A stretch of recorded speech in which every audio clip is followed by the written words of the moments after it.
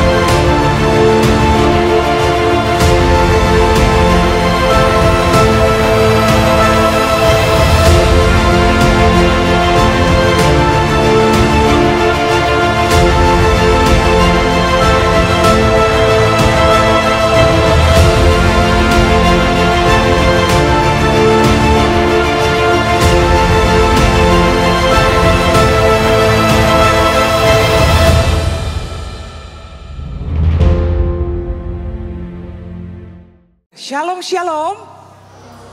Sekali lagi shalom, shalom. Warga kerajaan Allah yang diberkati Tuhan pagi hari ini. Kami percaya bahwa sepanjang minggu ini bahkan sampai selama-lamanya kasih Tuhan gak pernah berhenti dalam hidup kita, amin. Saya jemput Bapak Ibu bangkit berdiri bersama-sama. Boleh lihat kiri kanan, katakan selamat beribadah, selamat hari Minggu.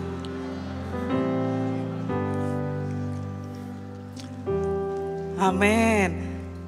Mari sama-sama kita baca firman Tuhan untuk memulai ibadah di pagi hari ini dari Mazmur 63 ayat 2 sampai dengan ayatnya yang kelima. Demikian bunyi firman Tuhan.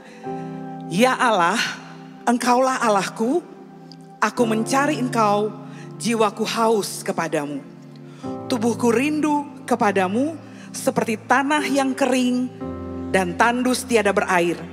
Demikianlah aku memandang kepadamu di tempat kudus, sambil melihat kekuatanmu dan kemuliaanmu. Sebab kasih setiamu lebih baik daripada hidup. Bibirku akan memegahkan engkau. Demikianlah aku mau memuji engkau seumur hidupku dan menaikkan tanganku demi namamu. Kasih sorak-sorai meriah. buat Tuhan Yesus yang begitu baik, begitu mengasihi kita. Haleluya. Sungguh kami bersyukur Tuhan buat hadirat-Mu pagi ini. Kau ada di tengah kami. Terima kasih. Thank you Jesus. Mari yang menikmati kemurahan dan kasih Tuhan, sama-sama kita angkat pujian ini, katakan. Kemurahan-Mu lebih dari hidup. Kemurahan-Mu lebih dari hidup. Bawa lidahku memuji Engkau. Kemurahan-Mu lebih dari hidup. Katakan kebaikan-Mu. Kebaikan. Kau yang mengalami kebaikan dan kasih Tuhan, nyanyikan pujian ini. Amin, amin. Kebaikan, kami bersyukur Tuhan. Lebih dari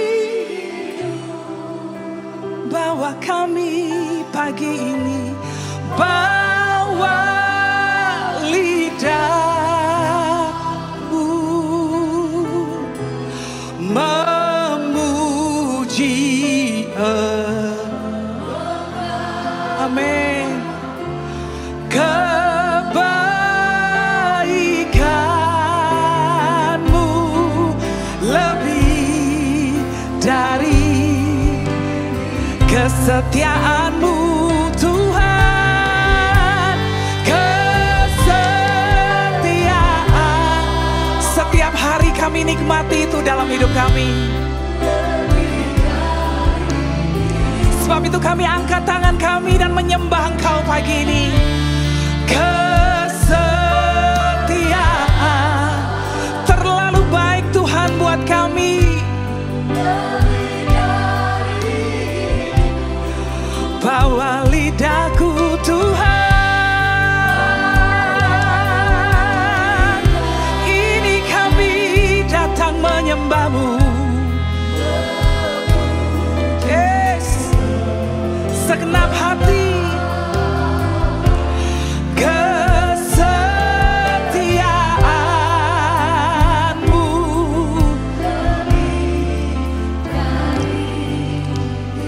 Biarkan saksofon saja yang memainkan pujian ini. Mari dalam hadirat Tuhan kita nikmati kebaikan dan anugerah-Nya. Renungkan betapa tangan kasih-Nya menolong kita setiap waktu, setiap hari. Kalau kita boleh ada sebagaimana kita ada hari ini, semua hanya karena anugerah Tuhan. Berapa kali Tuhan tolong kita, Tuhan sembuhkan kita, Tuhan pulihkan kita.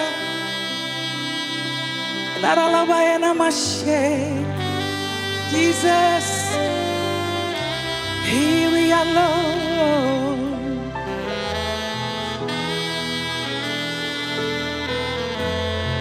Jesus, amen.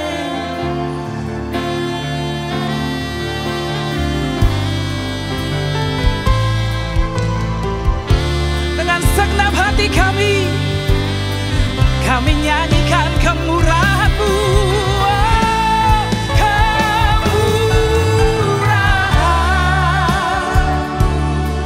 Lebih dari hidup. Terima kasih Tuhan Yesus.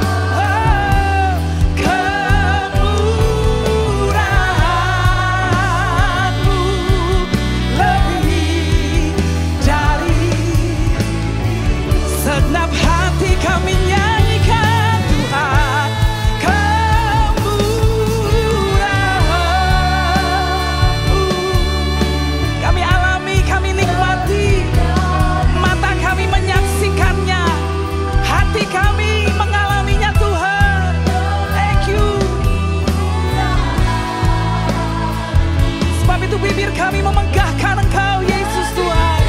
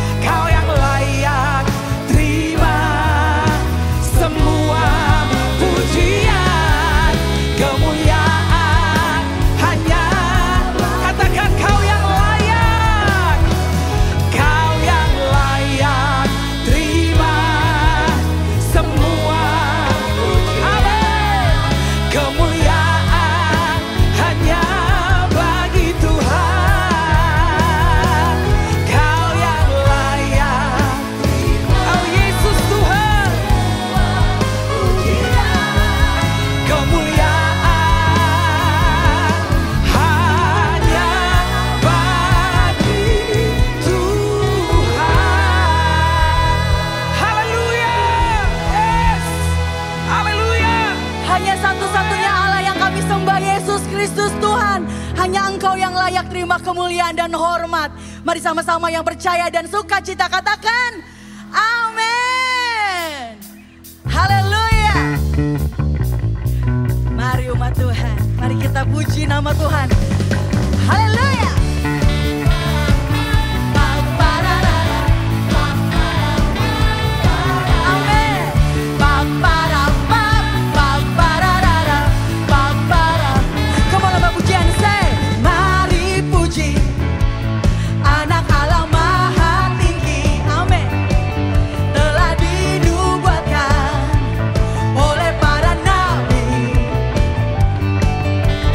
Kepadanya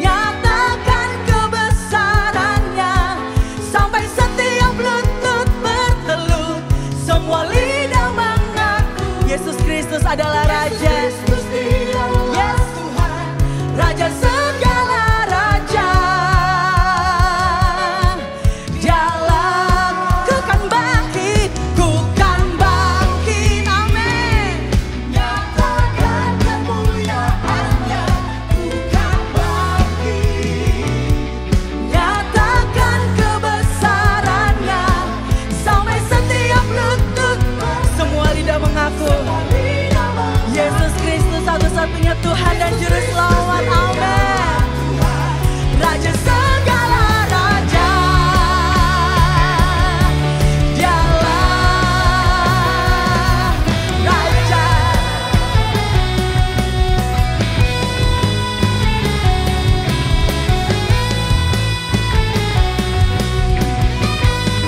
Mari kita serukan. Haleluya.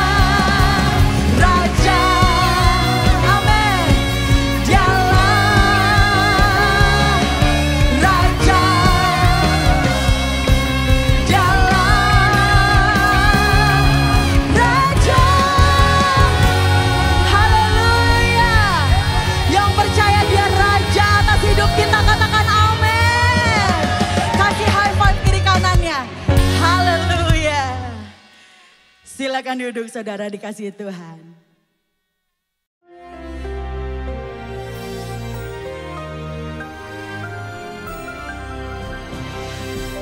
Bagi kita yang menyembah Allah yang hidup di dalam Allah, di dalam Yesus Kristus, kita tahu bahwa dia juga selain bekerja dengan yaitu Kairos, dia bekerja dengan Kronos. Sebagai contoh, saya mau terangkan kenapa tentang tanggal 17 bulan Nisan itu begitu penting. 14 bulan Nisan adalah Pesah, pelepasan daripada perbudakan Mesir, masuk dalam kemerdekaan anak Allah. Tapi tanggal 17 bulan Nisan kalau kita lihat dalam kitab Kejadian misalnya, itu adalah saat di mana Bahtera Nuh mendarat di Gunung Ararat. Ararat artinya the curse is reversed, yaitu kutuk itu dibalikkan, saudaraku. Menjadi apa? Menjadi berkat. Saudara yang kasih Tuhan, itu yang dilakukan Yesus Kristus. Dia menanggung kutuk. Dia sengaja memilih kematian di atas kayu salib. Itu kematian yang paling terkutuk, tergantung atas langit dan bumi. Dan saudaraku, supaya apa? Supaya berkat Abraham sampai kepada bangsa-bangsa lain. Tanggal 17 Nisan yang lain adalah ketika bangsa Israel melalui Laut Teberau. Ini suatu yang sangat dramatis dan ini bukan dongeng. 17 bulan Nisan dan saat penguburan Firaun dan seluruh tentaranya di dalam Laut Teberau itu, Yamsyub. Tetapi juga saudaraku, tanggal yang sama adalah tanggal di mana bangsa Israel menyeberangi sungai Yordan untuk masuk ke tanah yang dijanjikan, dipimpin oleh Yosua. Yosua dan Yesus itu nama yang sama. Artinya the God of the saving cry. Kara. Saudaraku, He's still the God of the saving cry. Ketika orang berkata Yesus masuk ke Yerusalem, Hosana. Apa itu Hosana itu? Save us. Selamatkan kami. Dan pada tahun ini begitu banyak kesulitan, tapi Allah kita yang telah bangkit, namanya Yeshua, the God of the saving cry. Dan satu lagi yang paling penting yang kita baru rayakan minggu yang lalu adalah kebangkitan Yesus Kristus dari antara orang mati. Firman Allah mengatakan dia telah turun ke bumi yang paling bawah. Bukan neraka ya, tapi dunia orang mati di dalam bumi. Dan dia melepaskan para tawanan. Dan dia naik ke surga. Yaitu 40 hari kemudian, saudaraku. Ya, 40 hari kemudian. Dan 10 hari kemudian, perayaan Pentakosta. Roh Kudus datang. Dan bangkitlah gereja Yesus Kristus. Jadi sekali lagi, the curse will reverse into blessing. Dan juga saudaraku, laut kematian, laut Teberau diseberangi.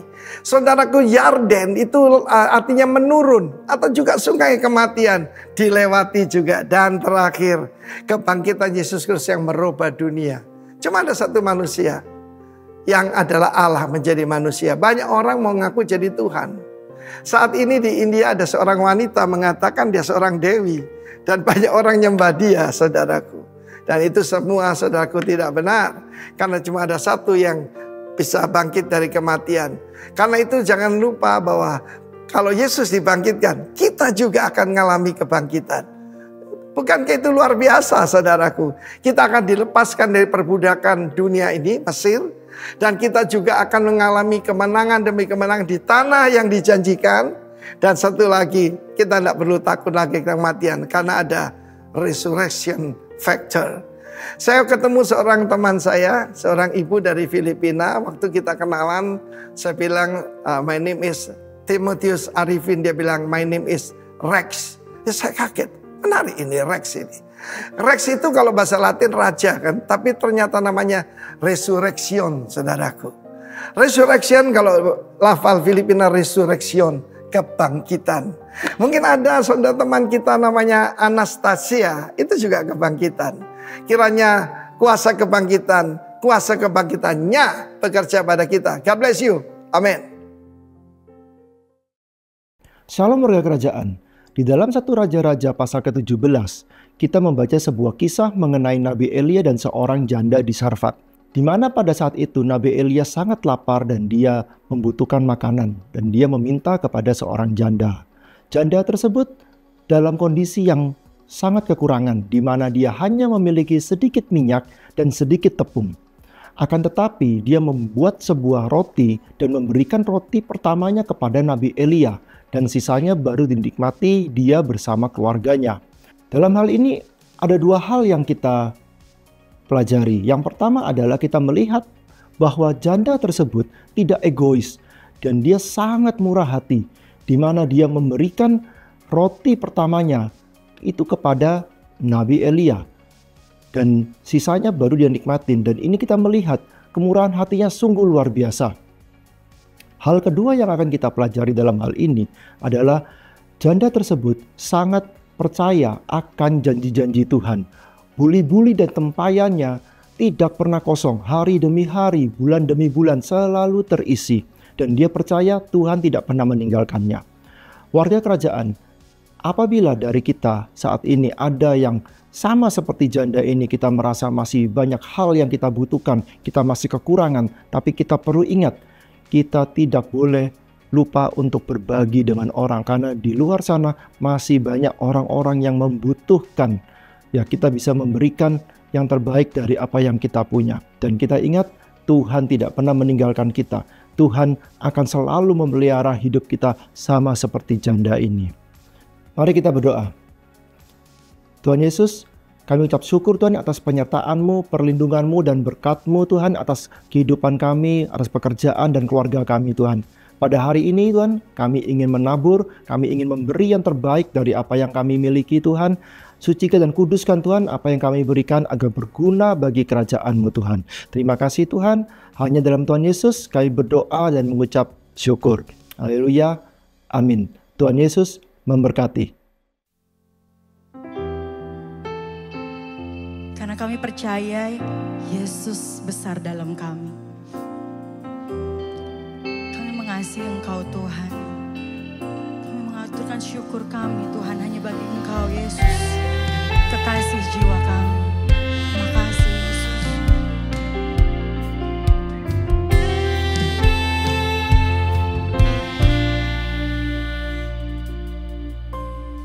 Ku datang dengan syukurku,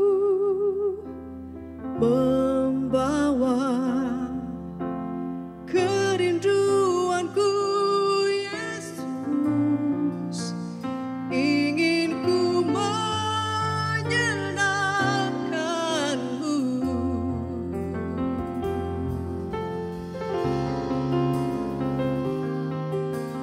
Karyamu indah bagiku, kasih yang menyelamatkanku Yesus. Inilah persembahanku.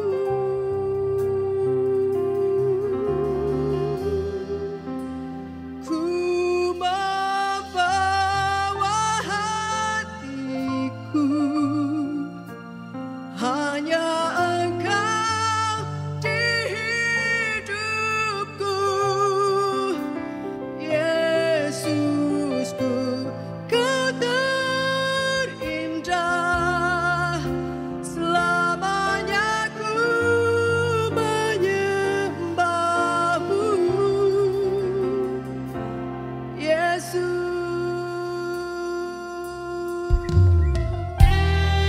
Sorak-sorai pujian hanya bagi Sang Raja. Terima kasih Tuhan.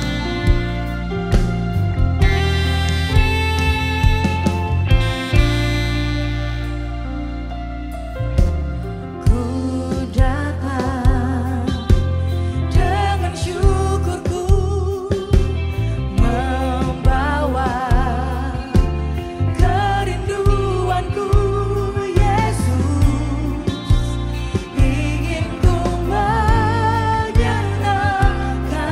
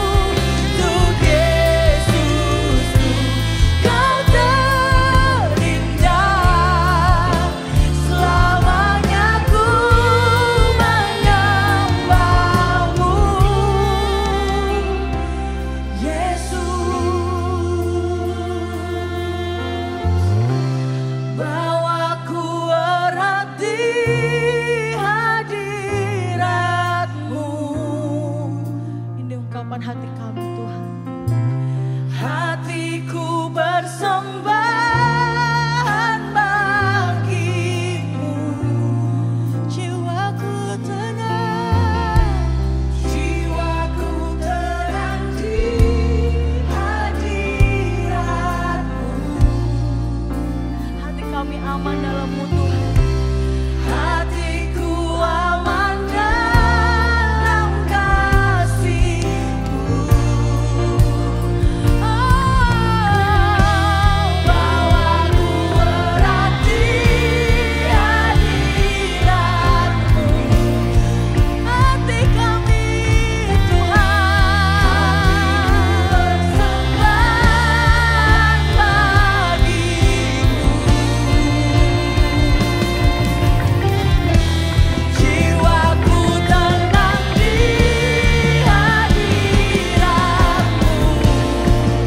Hati kami aman Tuhan dalam kasih-Mu.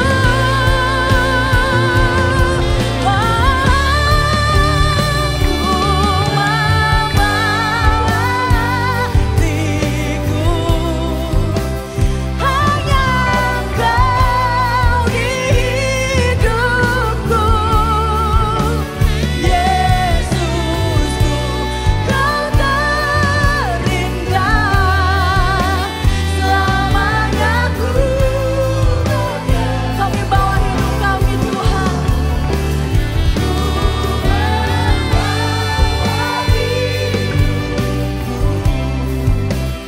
Inilah persembahanku untuk Yesusku, Kau terindah selamanya. Ku menyembah-Mu, ku membawa hanya Engkau di hidup kami Tuhan.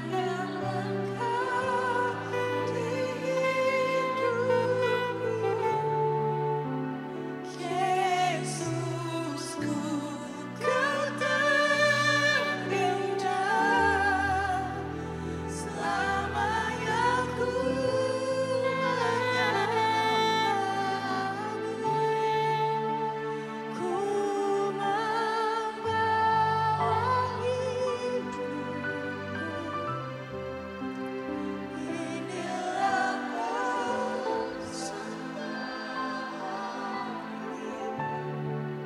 untuk Yesusku, Kau terindah selamanya. Ku menyembah-Mu,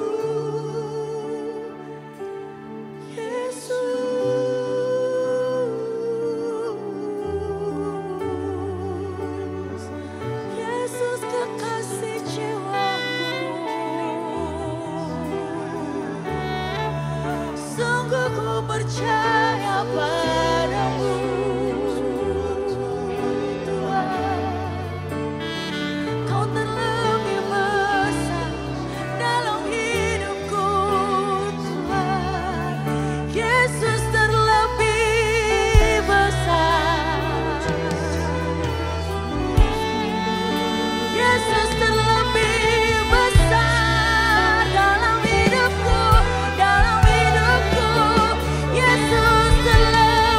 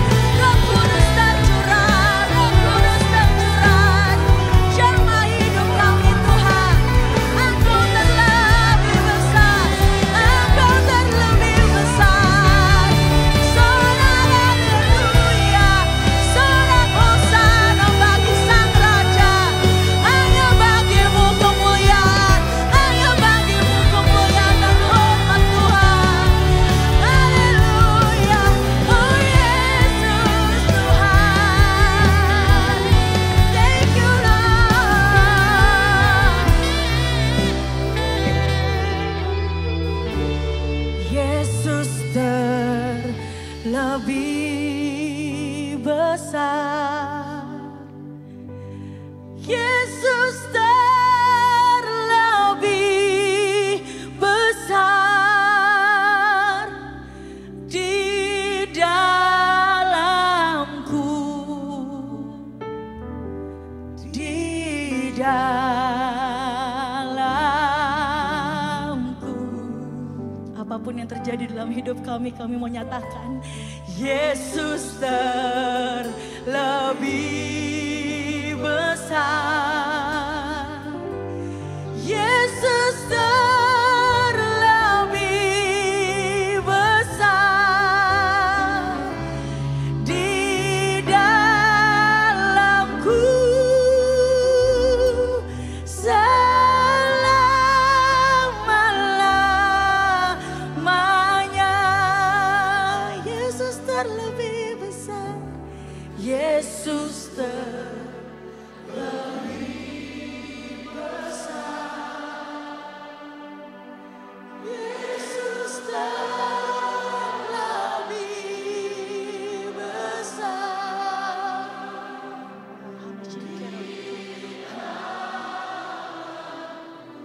Thank you. Di dalamku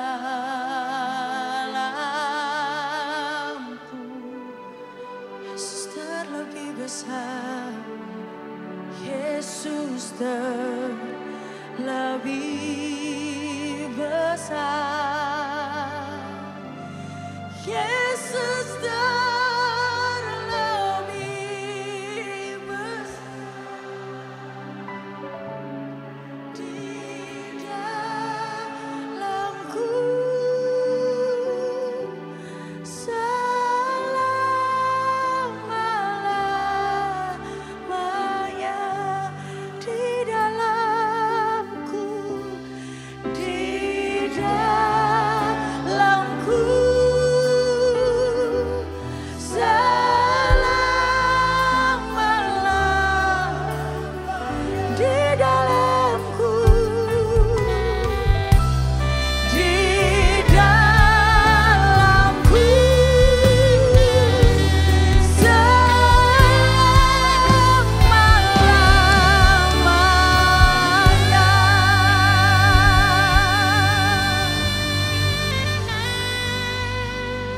Terima kasih Tuhan, kami sangat bersyukur kami punya Tuhan yang tinggal di dalam kami. Dan kami punya Tuhan yang begitu setia menyertai setiap kami. Terima kasih Tuhan untuk ibadah yang indah, terima kasih untuk tim Praise and Worship dan semua tim yang sudah berjeripaya untuk ibadah ini. Biarlah setiap kami diberi kesempatan lebih lagi untuk melayani Engkau. Dan tiba saatnya untuk mendengar firman. Layakkan, sucikan setiap kami, teristimewa hamba-Mu yang penuh dengan kelemahan dan dosa ini, Engkau pakai untuk menyampaikan yang benar dan yang Tuhan mau. Di dalam nama Tuhan Yesus Kristus kami berdoa dan bersyukur. Haleluya, amin. Silakan duduk. Shalom. Ya, terima kasih untuk berkat kesempatan saya boleh melayani. Dan saya bersyukur ada orang tua yang saya hormati ada di sini juga. Teman-teman, tema kita bulan ini, ya saya sesuaikan dulu, adalah mempraktekkan kerendahan hati. Kata praktisin itu mungkin juga bukan hanya mempraktekkan ya, tapi kalau saya sih mungkin lebih cenderung kepada latihan kerendahan hati. Ya, karena kalau orang berolahraga juga disebut praktis ya. Ya. Teman-teman, diambil dari 1 Petrus 5 ayat 5. Ini depan kalau ada titik-titik 3 itu berarti ada kalimat sebelumnya. Ya, tapi ini yang terkait dengan kita. Demikian firman Tuhan. Rendahkanlah dirimu seorang terhadap yang lain. Sebab Allah menentang orang yang congkak. Tetapi mengasihani orang yang rendah hati. Saudara-saudara, saya ngambil dari Ulangan 8 ayat 1 sampai 20. Perlu Bapak Ibu ketahui bahwa kitab Ulangan itu sebagian besar atau pesan pokoknya adalah bicara amanat dan perpisahan dari Musa yang mengingatkan kembali atau mengulas kembali bagaimana Tuhan menyertai perjalanan umat Israel Di sini saya tulis bangsa, tapi sebenarnya Israel itu umat Israel atau orang-orang Israel belum, kalau saya boleh katakan, disebut bangsa. Kenapa? Karena kita tahu mereka keluar dari Mesir, mereka keluar dalam posisi mereka sebagai budak yang dilepas. Dan kita tahu dalam sejarah bahwa pada saat Yakub dan keluarganya ke Mesir, itu ada 70 orang, seingat saya begitu. Dan mereka berkembang pesat kurang lebih 430 tahun. Menjadi, waktu dicatat dikatakan 600.000 laki-laki keluar, belum anak-anak dan wanitanya. Jadi diperkirakan mungkin sekitar 2-3 juta lah. Oke lah, kita nggak usah masalahkan itu. Tetapi catatan buat kita bahwa waktu itu mereka belum disebut bangsa. Karena buat pemikiran kita bicara bangsa itu pasti punya wilayah. Pasti punya tata negara lah atau hukumnya lah. Atau punya sistem. Jadi kalau saya boleh katakan ini masih sekelompok orang yang memang keturunannya Yakub atau umat-umat Israel. Oke? Dan kalau kita melihat bagian ini mereka sedang hampir masuk ke tanah perjanjian di perbatasan. Generasi awal yaitu generasi yang lahir di Mesir, itu yang boleh masuk cuma 2. Siapa ingat? Yosua dan Kaleb, betul ya? Yang lain tidak boleh masuk. Ada masalah di sini. Generasi yang lahir di padang gurun itu banyak yang mungkin lupa atau mungkin ingat tapi nggak mau taat atau mungkin setengah-setengah ingat. Beda dengan zaman kita sekarang. Kalau saya tadi 2 hari yang lalu saya diingatkan 5 tahun yang lalu kamu pernah foto di sini. Dari mana? Ya saya nggak sebut nanti pikirnya saya promosi medsosnya. Ya, fotonya lagi di sini. Oh iya, waktu itu anak saya masih kurus ya. Saya kok tambah tua sekarang. Diingatkan. Teman-teman, zaman itu tidak seperti itu. Perlu diingatkan banyak hal. Dan saya bisa ngerti itu. Generasi muda yang umurnya sekitar 20-25. Kalau ditanya, ingat gak sejarahnya G30 PKI? Belum tentu ingat. Apalagi bicara pemberontakan tanda kutip PKI 1948 di Madiun. Ingat gak? Pak Suheru pasti ingat, karena umurnya sama saya mungkin hampir sama. Tapi yang muda-muda enggak ingat. Saudara-saudara, inilah pentingnya kenapa ulangan itu diceritakan kembali. Supaya mereka ingat apa yang menjadi janjinya Tuhan, apa yang menjadi perintah Tuhan. Intinya itu. Yang berikutnya, kitab ulangan ini kita belajar. Seperti tema kita, bagaimana kita mempraktekkan kerendahan hati. Dan kalau saya boleh katakan, guru yang terbaik, yang pasti paling benar adalah Tuhan. Di mana melalui ulangan 8 ini kita belajar bagaimana Tuhan sendiri yang mengajar umatnya supaya mereka berlatih atau latihan atau mempraktekkan kerendahan hati.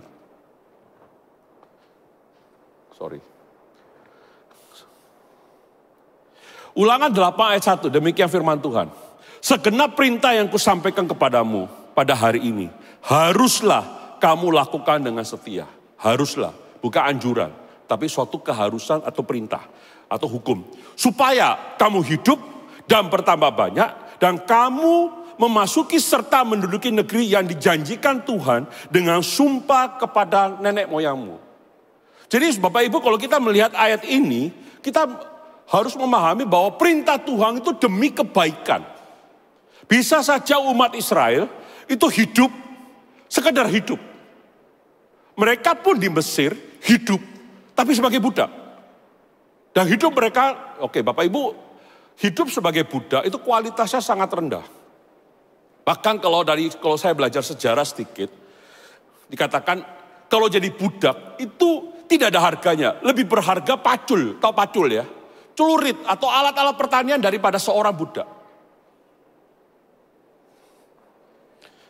Bisa saja mereka bertambah banyak, tapi dengan kualitas yang tidak bagus.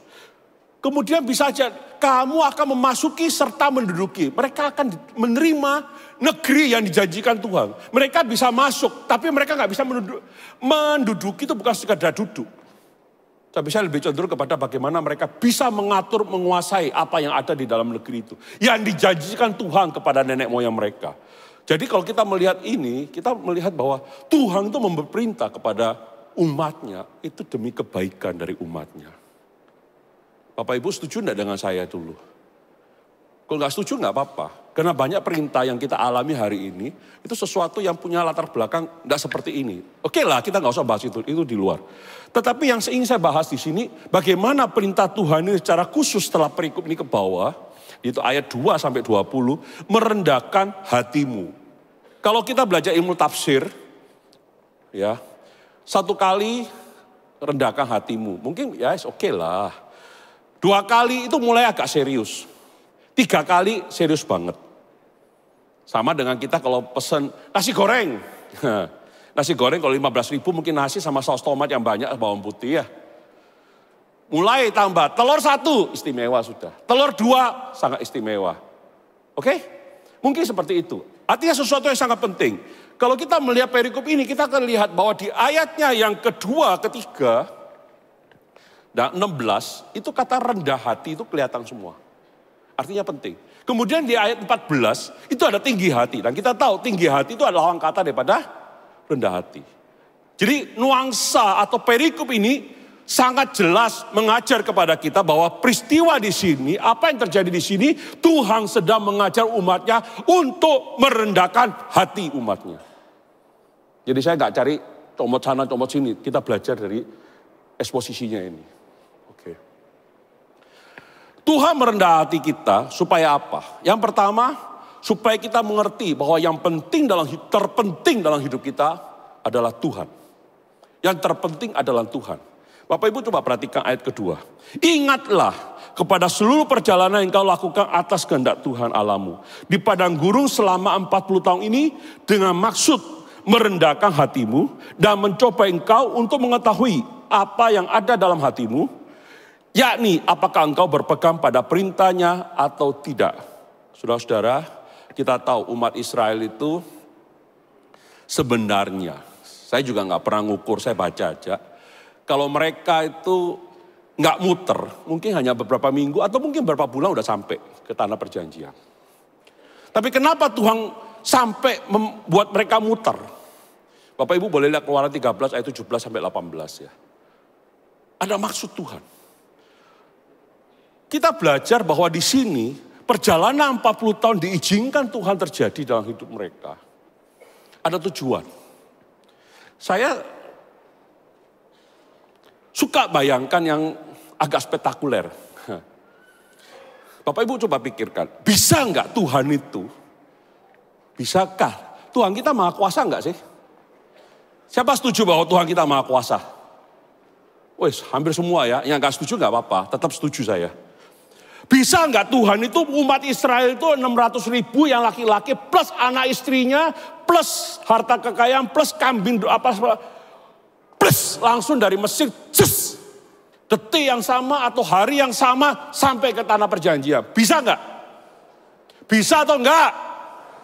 Kenapa kok enggak? Lebih spektakuler dong. Daripada 40 tahun tiang api, tiang awang. Lebih spektakuler, bus. Tuhanku hebat loh. Jangankan satu orang, bus. Ini satu bangsa, plus kambing dombanya, bus sampai. Mungkin loh. Satu dunia ini menjadi percaya, Tuhannya orang Kristen hebat ya. Tapi kok enggak? Artinya saudara-saudara, Tuhan itu punya tujuan. Bukannya Tuhan enggak bisa. Umatnya enggak siap. Umatnya yang enggak siap. Bapak Ibu jangan lupa. Bangsa Israel sedang di perbatasan Kanaan. Tanah perjanjian yang akan mereka masuki. Yang akan mereka duduki. Yang akan mereka nikmati sebagai kebaikan Tuhan. Tanah perjanjian. Tetapi mereka enggak siap.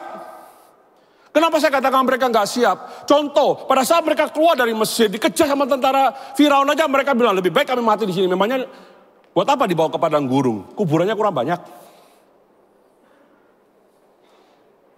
Buat apa kami itu harus kelaparan di sini? Di Mesir, walaupun mungkin kami mati oleh tangan Tuhan. Tapi di sana kami bisa makan daging, bisa makan roti. Saudara-saudara, secara kualitas mereka nggak siap untuk memasuki tanah perjanjian. Dalam konteks ini bicara hati mereka, belum ada kerendahan hati. Kalau Bapak Ibu perhatikan di ayatnya yang kedua, ada sedikit masalah di sini. Kebetulan senior saya ada, boleh Bu saya dibantu nanti kalau saya salah diralat ya. Saya coba mempelajari ayat 2 ini dari beberapa bahasa, saya kesulitan. Kesulitannya bukan karena saya nggak bisa, saya nggak terlalu yakin karena bahasa terjemahan bahasa Indonesianya agak masalah. Perhatikan ayat kedua, ingatlah kepada seluruh perjalanan yang kau lakukan atas kehendak Tuhan Allahmu. Ya. Selama 40 tahun di padang gurun dengan maksud merendahkan hatimu. Dan mencoba engkau untuk mengetahui apa yang ada dalam hatimu. Saya mau tanya, yakni apakah engkau berpegang pada perintahnya atau tidak? Tuhan kita maha tahu atau enggak? Maha tahu atau tidak? Maha tahu. Tanpa dicobai pun Tuhan sudah tahu bahwa bangsa Israel taat atau tidak taat. Setuju enggak Bapak Ibu? Jadi menurut saya ada masalah di sini. Jadi sebenarnya menurut saya, kalau saya salah saya minta maaf. Ya, saya akan buktikan dengan ayat berikutnya. Bahwa sebenarnya Tuhan itu ingin menjelaskan. Tuhan mencobai, ya, merendahkan hati mereka. Supaya mereka itu sadar. Bahwa mereka itu gak setia sama Tuhan. Supaya Tuhan buktikan kepada mereka bahwa engkau gak berpegang. Apakah engkau setia atau enggak. Oke? Menurut saya.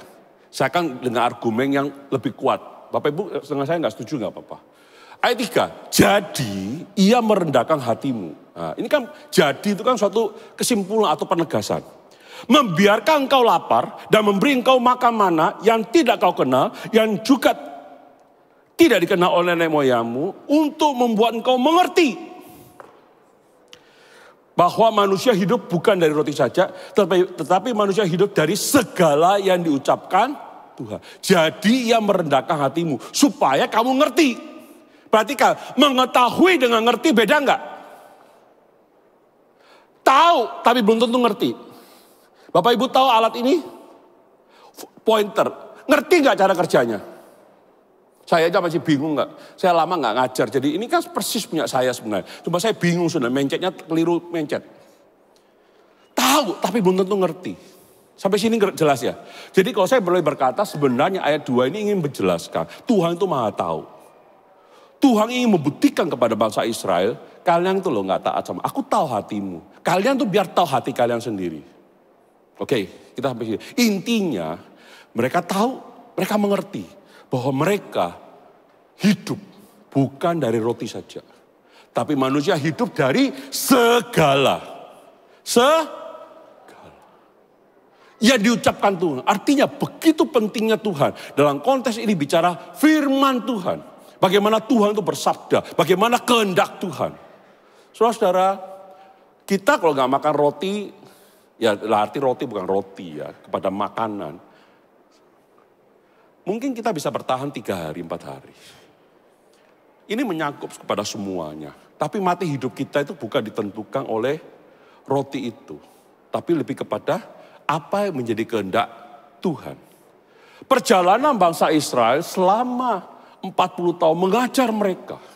Tuhan membiarkan ya engkau lapar. Betul ya ayat 3. Siapa di sini jadi orang tua ikhlas atau sengaja membiarkan anaknya nggak makan?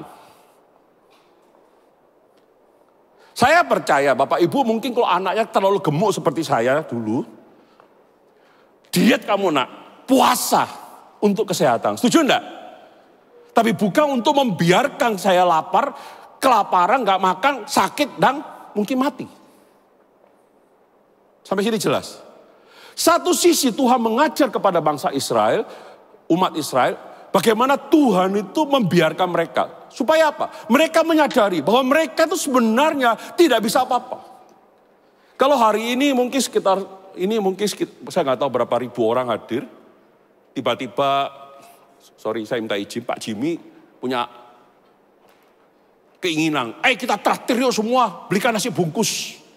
Saya percaya hitungan jam dari Antasura ujung sana sampai selatan. Semua warung diborong, bisa nggak? Bisa, karena bisa. Di padang gurung bisa nggak? Nggak bisa. Mau usaha kayak apapun nggak bisa.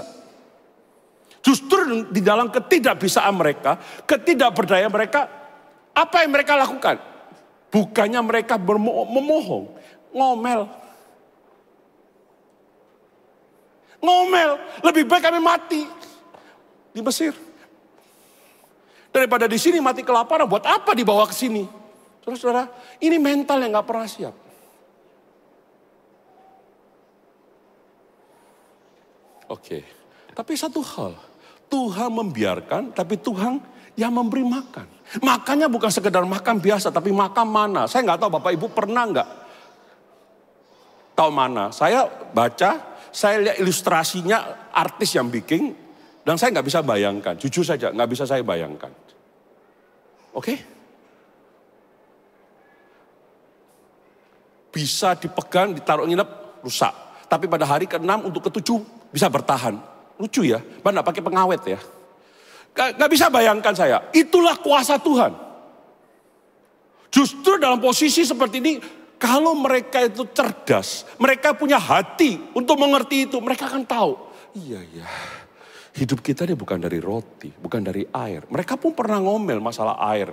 Air pahit, dimarah. Mereka juga pernah ribut masalah air, gak ada air di masa damai Meribah. Bukan masalah itu. Semua itu bisa diatasi. Semua itu dibiarkan Tuhan untuk bangsa Israel. Umat Israel melihat bahwa sebenarnya yang paling penting dalam hidupnya adalah Tuhan. Hal ini juga mengajar saya dan Bapak Ibu. Mungkin hari ini engkau sedang mengalami yang namanya dibiarkan. Atau mungkin engkau merasa dicuekin. Tapi jangan lupa, Tuhan gak pernah cuek sama kita. Dia tahu kapan kau. Next. Dan hal ini pun dialami Tuhan Yesus pada saat dia dicobai. Betul? Cobai sama iblis. Dia berkata manusia hidup bukan dari roti saja. Oke. Saudara-saudara, perhatikan ayat keempat. Pakaianmu tidaklah menjadi buruk di tubuhmu dan kakimu tidaklah menjadi bengkak selama 40 tahun. Bapak Ibu, bangsa Israel walaupun mereka budak, mereka itu bukan pendaki gunung atau trekking seperti Pak Jimmy atau teman saya Yosep itu yang suka naik gunung. Beberapa teman di Rock saya tahu suka naik gunung. Tapi saya percaya kalau Pak Jimmy Fatma jalan 40 tahun kakinya bengkak mungkin. Oke? Bajunya, jaketnya mungkin sobek-sobek. Ini enggak. Di sana nggak ada laundry setahu saya. Dari sini kita melihat bahwa sebenarnya bangsa Israel itu sangat diberkati, sangat dijaga. Tuhan itu nggak pernah ingkar janji. Cuma masalahnya mereka itu nggak siap. Salah satu aspek karena mereka nggak punya kerendahan hati. Sehingga dikatakan apa? Ayat 5 perhatikan. Maka haruslah engkau insaf. Kata insaf di sini tuh dalam terjemah lain bicara hati. Dari hatimu engkau sadar. Perhatikan baik-baik tadi bicara mengetahui. Setuju ya? Mengerti. Sekarang bicara insaf. Artinya dari hatimu engkau sadar bahwa Tuhan itu sedang mendidik, mempersiapkan umat Israel. Maka dikatakan mengajar engkau seperti seorang mengajari anaknya. Saya boleh minta izin Pak Roy. Saya minta kursi satu Pak Roy. Bawa naik. Minta izin Bu ya. Tadi saya mau sini takut jatuh saya. Jatuh patah saya. Permisi.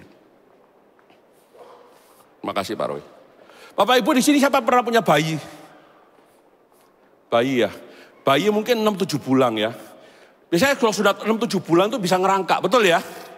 Dan kalau yang ditinggal sama orang tua itu di ranjangnya mungkin agak tinggi 30-40 cm. Ketar-ketir bahasa Jawanya, bahasa Jawa ya. Was-was, betul. Ya sorry, saya orang Surabaya. Ketar-ketir, kayak orang Jawa bilang derawasi. Agak sedikit ragu-ragu. Anak itu bisa naik guling, bisa naik apa. Saya mau tanya, ini piye, bapak bisa biarkan dia 24 jam dijaga, dilihat? Nggak ada. Ibu perlu ke WC, masak, mungkin jaga anak lain. Saya Dulu juga seperti itu. Anak saya waktu kecil, piye carane? Bagaimana caranya supaya dia bisa? Dibiarin dulu belajar dia. Maaf ya, permisi Bu. Ini ranjangnya, pura-pura melorot gini. Kalau dia langsung gini, turun, jungkel enggak? Jungkel kan? Jadi apa terjadi? Anak saya itu tak pegang pantatnya, tak kasih melorot. Sampai akhirnya kakinya deket sama kaki dia duk gitu. Betul enggak? Saudara-saudara, pada saat dia turun itu orang tuanya membiarkan. Dia berlatih sampai waktunya dia dek. Nah, mungkin ini cara sederhana. Kadang-kadang Tuhan izinkan kita itu agak sedikit sulit. Usaha. Tapi sebenarnya tangan Tuhan itu lihat. Oke, saya bukan dosen pendidikan anak. Silakan Pak Roy, terima kasih Pak Roy. Ya sorry. Ini satu cara. Tuhan izinkan, Tuhan mengajar. Saudara-saudara, menjadi seorang pendidik itu tidak gampang. Senior saya berkata, kalau engkau seorang guru, engkau akan tegas. Sesuai aturan SOP. Tapi kalau jadi guru dan gembala itu beda lagi. Saya nggak bilang gembala nggak tegas ya. Tapi gembala itu penuh dengan pengampunan. Penuh dengan memaafkan. Ya pokoknya sangat menyadarilah kelemahannya orang. Sedangkan guru itu bicara aturan. Disiplin, lebih keras ke sana. Saya nggak bilang salah benar tidak bicara konteks itu. Tetapi ada kalanya disiplin itu dibutuhkan. Supaya mereka itu yang diajar bisa ngerti. Oke? Bapak Ibu, kita melihat ini, mengetahui, mengerti, dan insaf dari hati. Artinya ada sesuatu yang Tuhan harapkan. Pada saat direndahkan mereka itu ngerti dan berubah dalam hidupnya. Kenapa? Next. Kedua, supaya kita siap menerima kebaikannya dan memujinya. Ayat ke-6. Setelah ayat 1, 2, 3, 4, 5 dikatakan 6. Oleh sebab itu. Nah, kan akibatnya. Haruslah engkau berpegang pada perintah Tuhan Allahmu. Dengan hidup menurut jalan ditunjukkannya. Dan dengan takut akan dia. Nah, kalau kita ngerti 1, 2, 3, 4, 5. Akibatnya kita itu harus taat. Karena itu demi kebaikan kita. Setuju enggak? Untuk kebaikan kita taat, ada alasan berikutnya. Sebab Tuhan Allahmu membawa engkau masuk ke negeri yang baik. Negeri yang baik, bukan negeri yang rusak. Negeri yang itu, kalau Bapak Ibu baca Kejadian 12, negeri yang baik, negeri yang didiami Kanaan. Itu bukan gak ada orangnya. Saya ingat waktu tahun 83. Saya nginep di Gazebo. Saya malam-malam itu dari Kute. Naik motor trail. Bypass itu masih gak ada orang. Musuhnya cuma anjing atau babi. Gelap. Tanah di bypass masih murah-murah. Betul gak?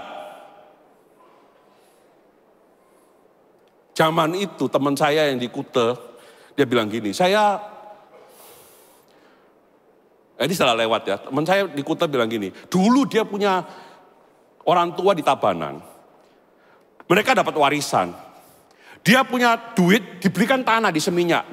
Di dekatnya jalan Ayah itu. Dekatnya Seminyak Village. Mall belakang itu. Dan kakaknya beli sawah di desa. Begitu orang tuanya atau kakaknya datang lihat di Seminyak itu. Bilang, maaf, bodoh kamu.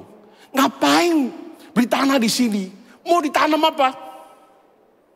Nah, teman saya dibodoh-bodohi ya diem aja dia. Nggak bisa ngelawan kan. Tapi kejadian waktu ketemu sama saya tahun 98 dia bilang, yang benar saya kan. Saya sekarang nggak usah jadi petani. Tanah saya tak sewain jadi villa. Apalagi sekarang. Kakaknya masih punya sawah. Harganya berapa puluh kali lipat sekarang. Bapak Ibu kenapa saya cerita ini? Karena kalau tanah yang baik itu pasti punya value. Dan itu sesuatu yang naik. Kenapa sampai hari ini masalah tanah di sana nggak pernah selesai-selesai? Kalau itu tanahnya gym buang anak, siapa mau ribut? Oke, next. Sorry. Sebab Tuhan Allahmu membawa engkau ke dalam negeri yang baik. Perhatikan kalimat. Suatu negeri dengan sungai, mata air, dan danau. Yang keluar dari lembah-lembah dan gunung. Suatu negeri dengan gandum dan jelainya. Dengan pohon anggur, pohon ara, dan pohon delimanya. Suatu negeri dengan pohon zaitun dan madunya. Suatu negeri di mana engkau akan makan roti dan tidak usah berhemat. Kata tidak usah berhemat bukan mengajar kita buang-buang makanan, bukan. Maksudnya kita itu tidak perlu ngirit. Bisa makan secukupnya. Oke? Di mana engkau tidak akan kekurangan apapun. Tidak akan kekurangan apapun. Suatu negeri yang batunya mengandung besi. Buat kita mungkin hari ini mengandung besi gunanya apa? Jangan lupa. Mungkin hari ini kita lebih ribut masalah tambang emas. Ini besi ini bicara apa? Mereka butuh untuk alat kerja, alat perang, alat-alat apapun zaman itu. Dan kau gali tembaga. Untuk peralatan, untuk kerja semua bisa. Dan itu punya nilai. Oke, next. Perhatikan ayat 10. Dan engkau akan makan dan akan kenyang. Sama-sama kita baca yuk 1, 2, 3. Maka engkau akan memuji Tuhan Allahmu karena negeri yang baik yang diberikannya kepadamu. Saudara-saudara, 16 kita baca sekali. Dan yang di padang gurun memberi engkau makan mana yang tidak dikenal oleh nenek moyangmu, supaya direndahkannya hatimu dan dicoba engkau hanya untuk berbuat baik kepadamu akhirnya. Saudara-saudara, kenapa saya berkata kita siap menerima kebaikan Tuhan dan memujinya? Karena banyak orang, jujur saja, termasuk saya dulu. Moga-moga ke depan saya nggak gitu. Menerima kebaikan Tuhan, pada saat kita bisa nerima, kita bersyukur. Tapi kemudian sepersekian detik mungkin kita melihat sebelah kita lebih baik, sebelah kita lebih bagus, sebelah kita lebih banyak, kita mulai berpikir ini nggak adil. Saya coba berpikir dari segi begini Bapak Ibu. Sebenarnya setiap kita pun seperti katakan suara gembala dari gembala senior kita, tidak ada yang layak. Hanya karena kasih karunia. Jadi kalau saya berpikir adalah, saya itu sebenarnya nggak layak terima apapun. Kalau hari ini saya dikasih sapi 1 ekor, ya terima kasih. Hari ini si A dikasih sapi 2 ekor, ya terima kasih. Kita kan enggak merasa bahwa kenapa dia dikasih 2, saya kok cuma 1. Saya mau tanya, hakmu apa? Saya ketemu satu orang yang saya kenal, kebetulan kemarin di mobil dengan istri saya cerita, dia bilang masih ada keluarga. Suaminya itu baru kenal Firman dan dia berkata, saya ini belajar kerja jujur. Tapi kok nasib saya nggak mujur. Sedangkan saingan saya itu mainnya gini-gini, tekal-tekal, sikut segala macam. Kok tambah lama tambah jaya. Tambah kaya, tambah hebat. Bapak Ibu pernah ngalami cerita ini enggak?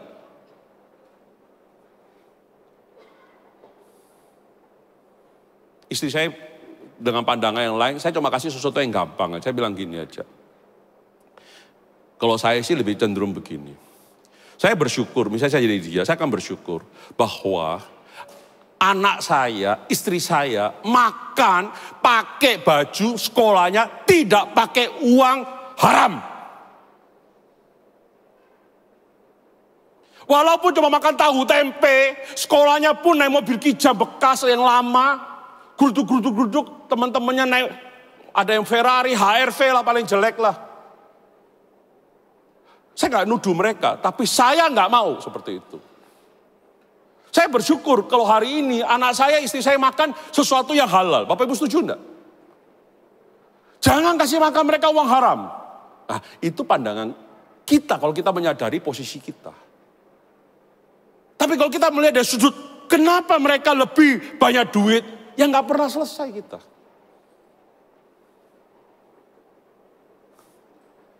Dapat ini ceritanya? Seringkali kita terima kebaikan Tuhan, dan setelah kita menerima, kita melihat bahwa kita ini sebenarnya sangat layak untuk menerima. Sebentar dong. Kamu siapa? Saya siapa?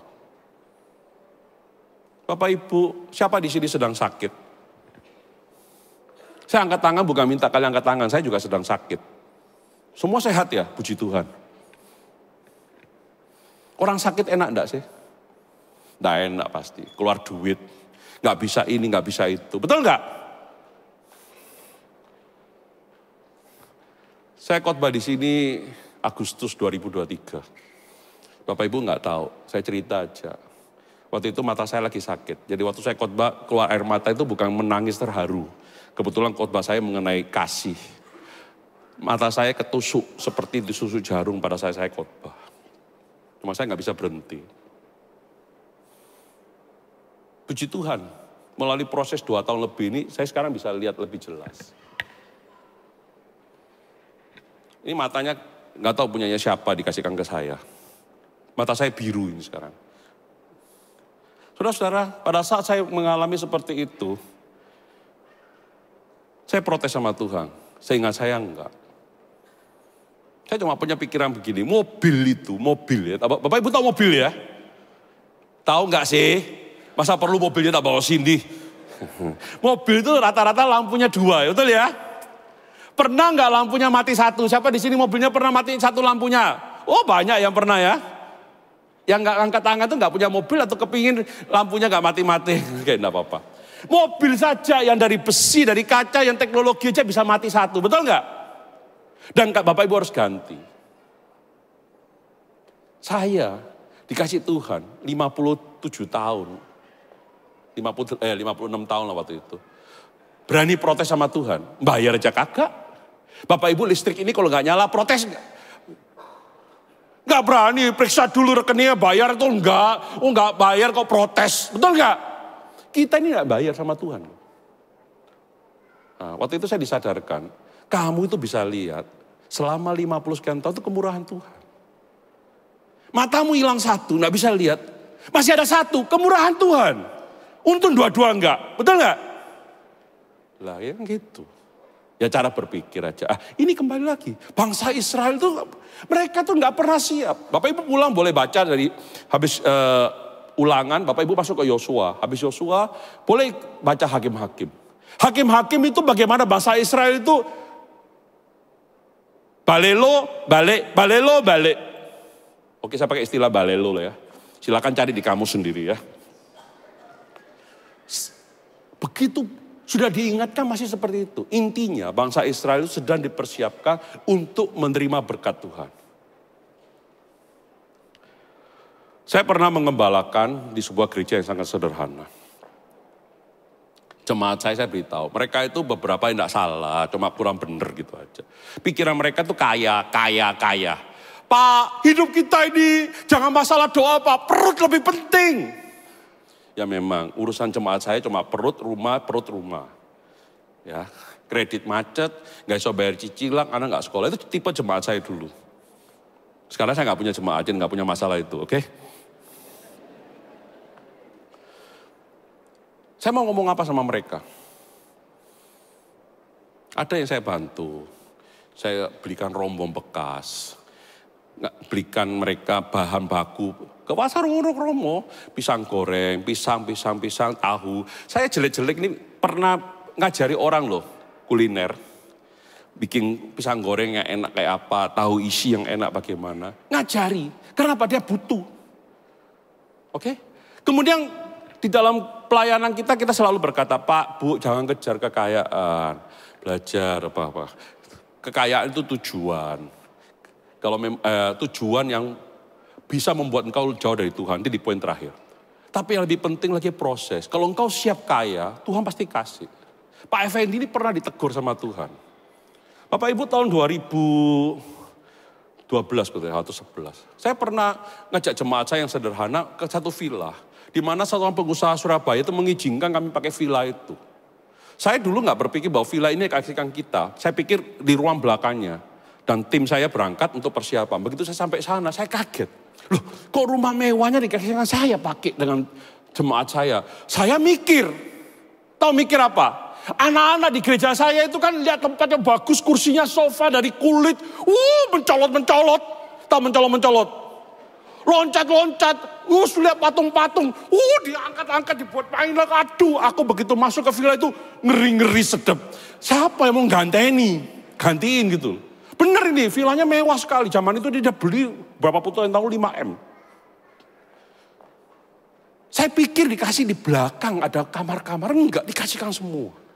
Wah, jemaat saya, maaf ya, kamar mandinya mereka itu kan banyak yang langsung plung kali lewat kan. Gak usah disiram ya. Tiba-tiba dapat WC yang geruduk. Anak-anaknya pipis berjemaat. Tahu pipis berjemaat. Di lantai kamar mandi itu kloset di sana bak mandi. Mereka tuh pipis berjemaat. Bareng-bareng gini ayo. Maaf saya gak menghina. Cuma Bapak Ibu ini cerita aja.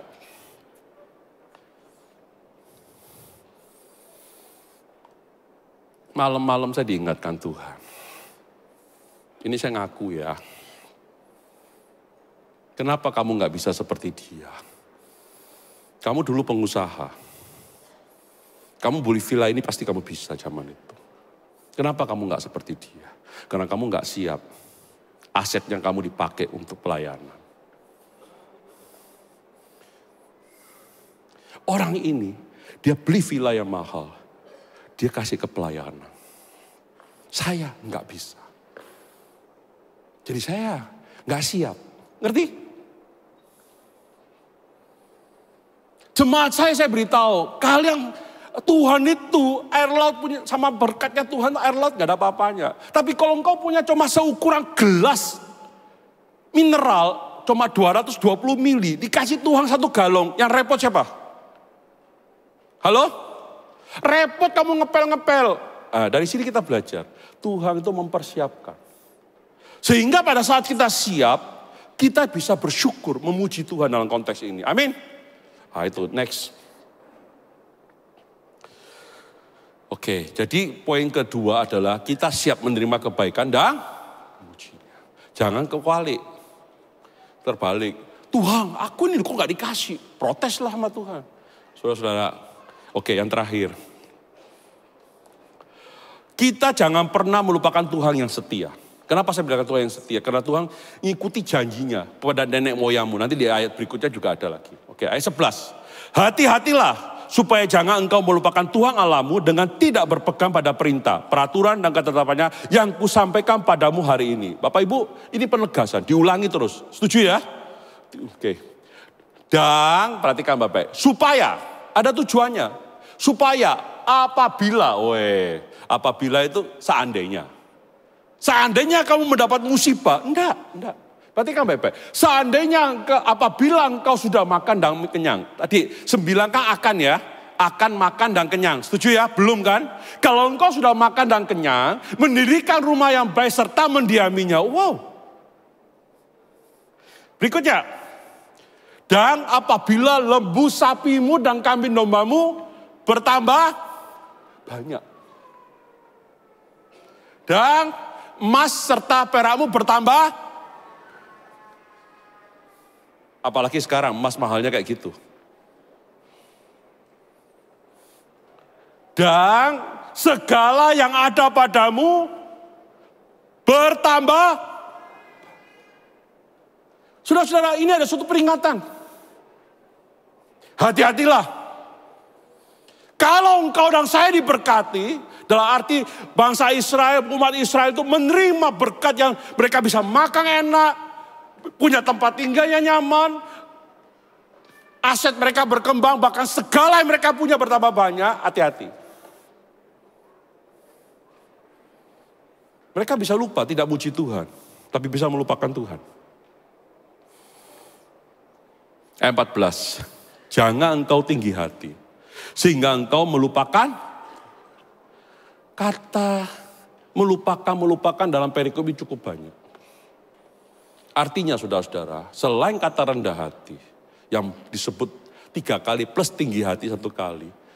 Kalau dengan kata lain, orang yang tidak merendahkan dirinya atau merendahkan hatinya, dia akan melupakan Tuhan. Saya akan buktikan dengan ayat berikutnya. Melupakan Tuhan Allahmu yang membawa engkau keluar dari tanah Mesir, dari rumah perbudakan. Yang memimpin engkau melalui padang gurun yang besar dan dahsyat itu.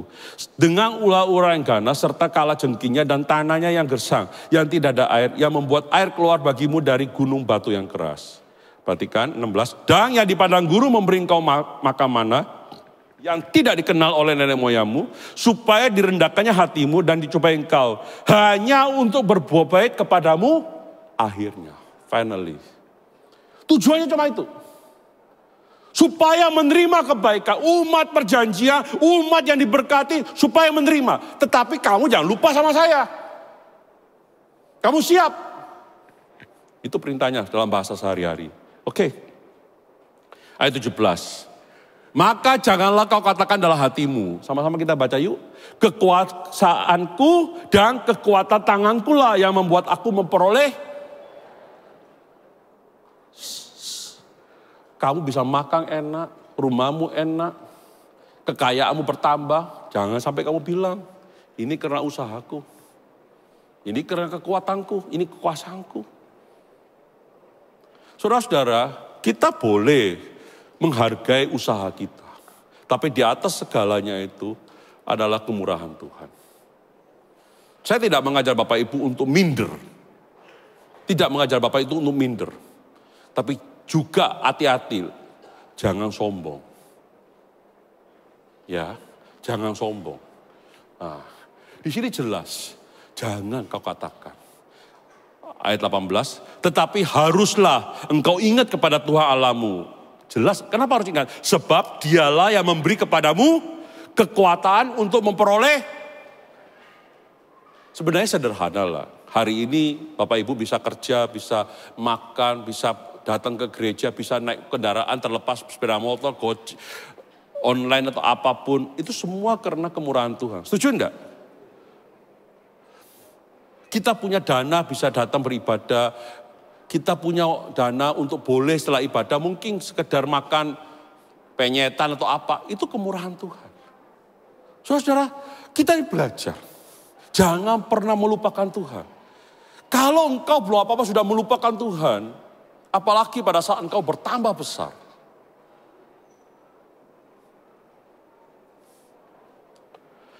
Dialah yang memberi kepadamu kekuatan untuk memperoleh kekayaan dengan maksud meneguhkan perjanjian yang diikrarkannya dengan sumpah kepada nenek. Ayat 1 juga demikian bunyinya. Betul?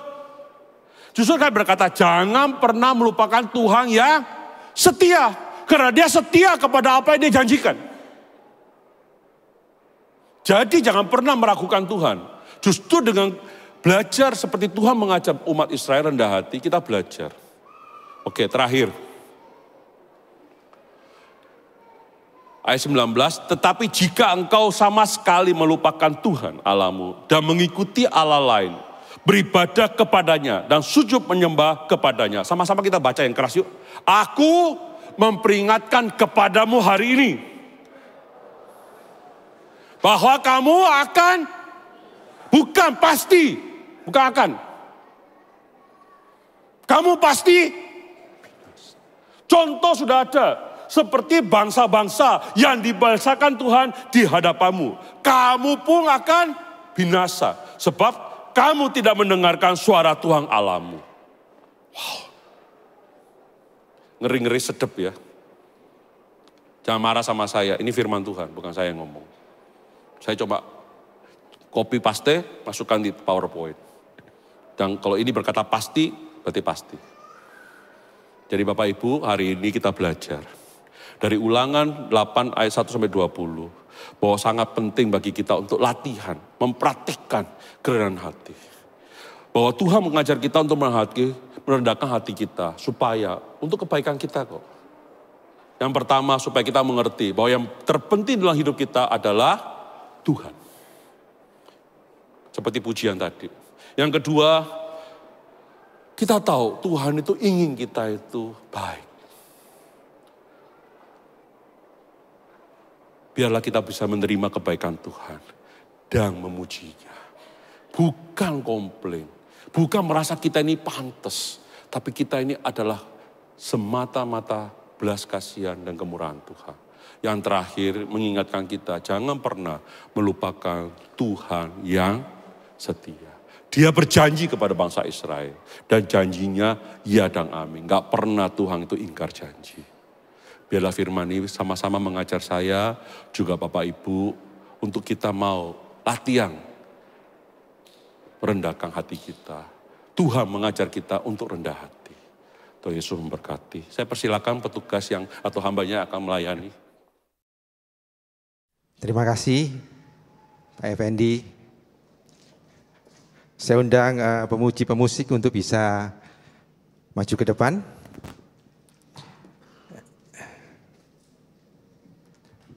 Saya percaya bahwa firman yang ditabur itu ada yang luar biasa. Biarlah firman yang ditabur itu menjadi suatu benih yang subur di dalam setiap kehidupan kita, dan subur dan bertumbuh dan berbuah lebat sehingga berguna buat banyak orang. Bapak Ibu, saat ini kita akan masuk di dalam perjamuan kudus. Apakah Bapak Ibu ada yang masih membutuhkan anggur perjamuan? Boleh angkat tangan untuk bisa dilayani. Ya, oke. Saya undang untuk Bapak Ibu boleh bangkit berdiri.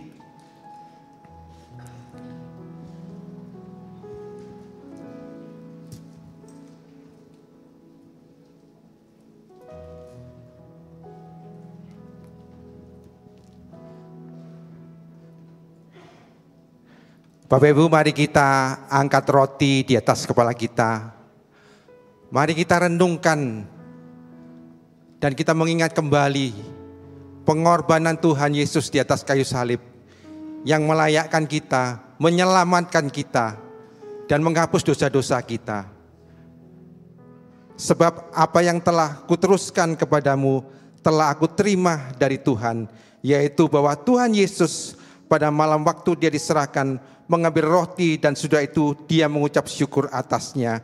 Dia memecah-mecahkannya dan berkata, inilah tubuhku yang diserahkan bagi kamu. Perbuatlah ini menjadi peringatan akan aku. Bapak Ibu, percayakah saudara bahwa roti yang kita pecah-pecahkan adalah persekutuan dengan tubuh Kristus? Mari kita makan dalam nama Yesus Kristus.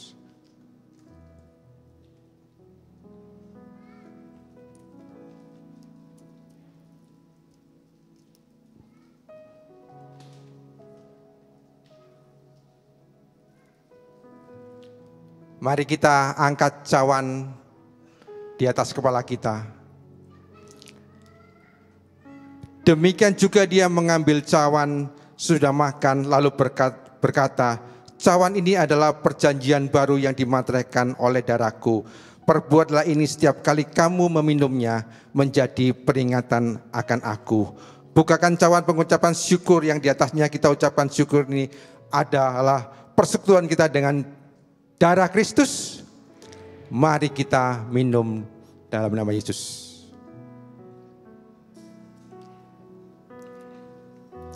Mari kita naikkan syukur dengan menyanyikan lagu ini.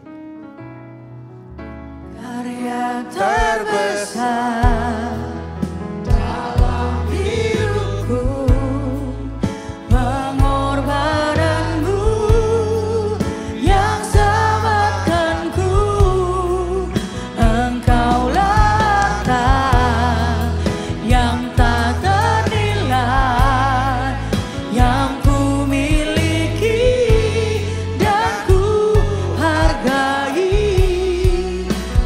Yesus, Engkau ku kagumi.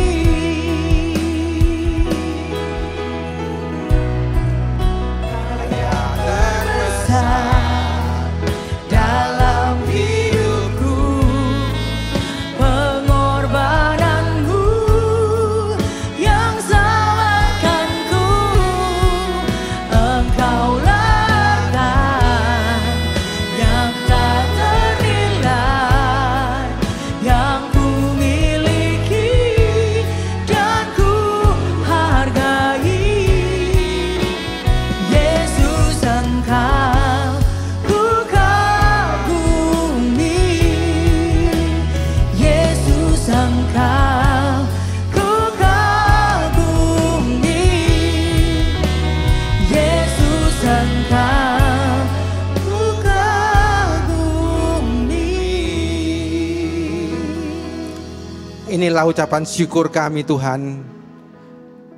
Engkau ku kagumi karena penyelamatanmu, karyamu yang terbesar dalam kehidupan kami Tuhan. Terima kasih Tuhan untuk tubuh dan darahmu yang kami terima pada siang hari ini ya Bapa. Kami tahu Tuhan bahwa Engkau adalah yang terutama dan yang utama dalam kehidupan kami. Ajar kami Tuhan, untuk kami boleh merendahkan diri kami di hadapan-Mu, bahwa semuanya adalah milik-Mu dan kepunyaan-Mu ya Bapa. Terima kasih Bapa, di dalam nama Bapa, Putra dan Roh Kudus, di dalam nama Tuhan Yesus Kristus. Amin.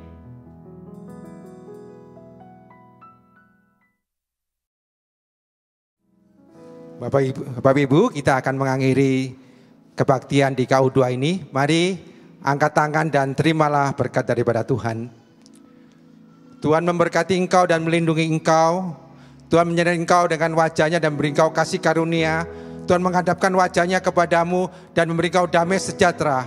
Kiranya kasih karunia, damai sejahtera, sukacita, damai sejahtera yang daripada Tuhan, kasih Allah yang tidak berkesudahan, itu senantiasa ada dari sekarang sampai dengan selama-lamanya. Di dalam nama Bapa, Putra dan Roh Kudus, di dalam nama Tuhan Yesus Kristus, yang menerima berkat katakan, amin. Selamat hari Minggu, Tuhan Yesus memberkati.